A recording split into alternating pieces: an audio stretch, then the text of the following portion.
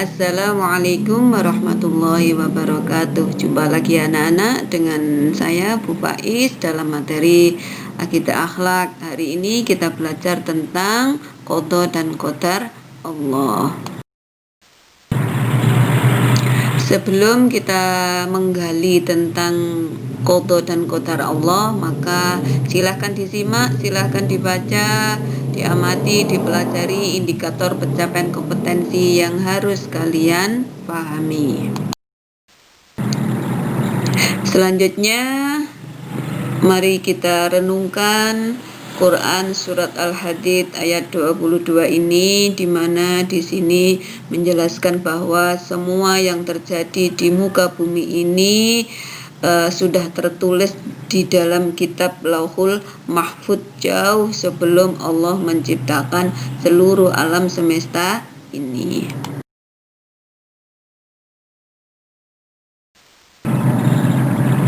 Amati kedua gambar ini, lalu coba kita renungkan, kita hubungkan dengan qada dan qadar Allah.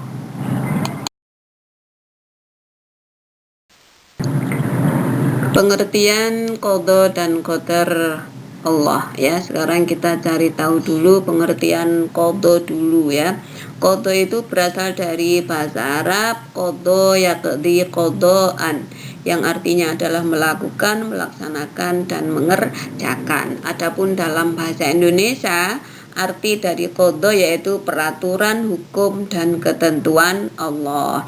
Sedangkan menurut istilah, qada itu adalah ketentuan dan ketetapan Allah yang telah direncanakan sejak zaman azali sesuai dengan iradah Allah tentang segala sesuatu yang berhubungan dengan makhluknya di alam semesta ini. Itu pengertian qada. Sekarang pengertian qadar. Qadar itu juga berasal dari bahasa Arab, yaitu qadaro yaqdiru qadron, yang artinya kuasa mengerjakan sesuatu. Qadar menurut bahasa Indonesia artinya adalah ketentuan Allah atau ketentuan Tuhan. Menurut istilah, qadar itu adalah keputusan Allah kepada setiap makhluknya atas ketentuan yang telah dibuat berdasarkan ikhtiar dan doa dari makhluk tersebut. Jadi dapat disimpulkan bahwa qada itu adalah rencana Allah sejak zaman azali, sedangkan qadar itu adalah pelaksanaan dari rencana Allah tersebut.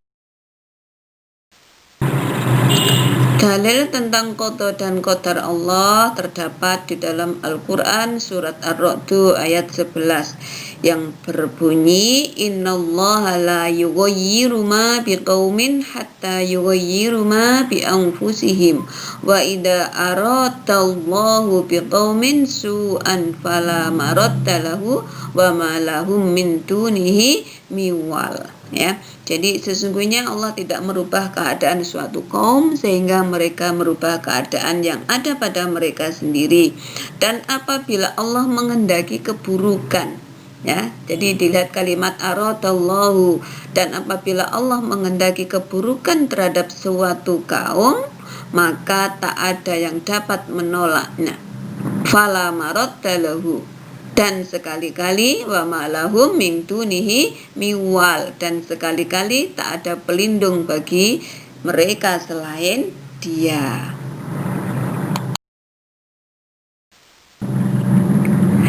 Dalil tentang qada dan qadar juga terdapat di dalam Quran surat Al-Qamar ayat 49, inna kulla syai'in khalaqnahu biqadarin, sesungguhnya kami menciptakan segala sesuatu menurut ukuran, ya.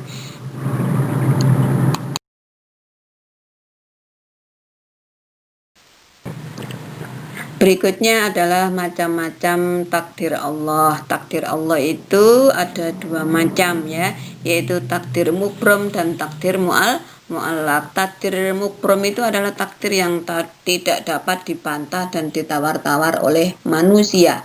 Jadi takdir ini bersifat paten, ya, sudah paten, sudah baku, manusia tinggal menunggu Ya, manusia tinggal menunggu dan menjalankan saat takdir itu datang. Misalnya apa? Kematian, ya kan? Mati itu nggak bisa ditawar-tawar, diminta juga nggak bisa, menolak juga tidak bisa. Terus misalkan kita itu dilahirkan dengan warna kulit yang putih atau kuning atau hitam, hidung mancung, pesek, bangir, ya itu semuanya sudah bisa sudah tidak bisa kita tawar-tawar lagi, ya. Kalau kita ditakdirkan dengan hidung mancung ya alhamdulillah, pesek ya alhamdulillah, karena itu semuanya sudah takdir Allah, ya. Berikutnya adalah takdir mu'allak, takdir yang masih bisa diusahakan oleh manusia. Jadi takdir ini bersifat fleksibel, artinya belum baku dan masih bisa diusahakan sehingga manusia bisa merubahnya.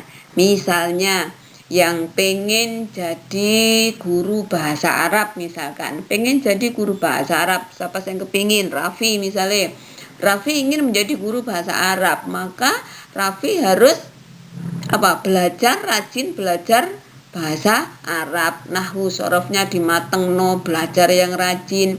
Kalau sekolah misalkan nanti kalau sudah SMA, sudah aliyah atau jenjang berikutnya ya harus milih jurusan bahasa Arab. Nanti kuliahnya juga jurusan bahasa Arab gitu. Kalau kepingin jadi sarjana bahasa Arab tuh, nggih. Jadi masih bisa diusahakan, ya kan?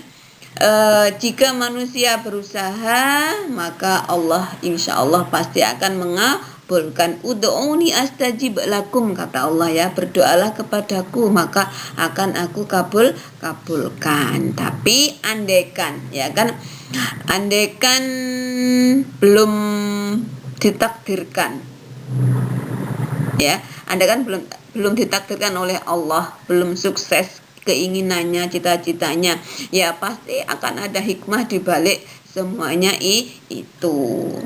Tetap husnudzon kepada Allah.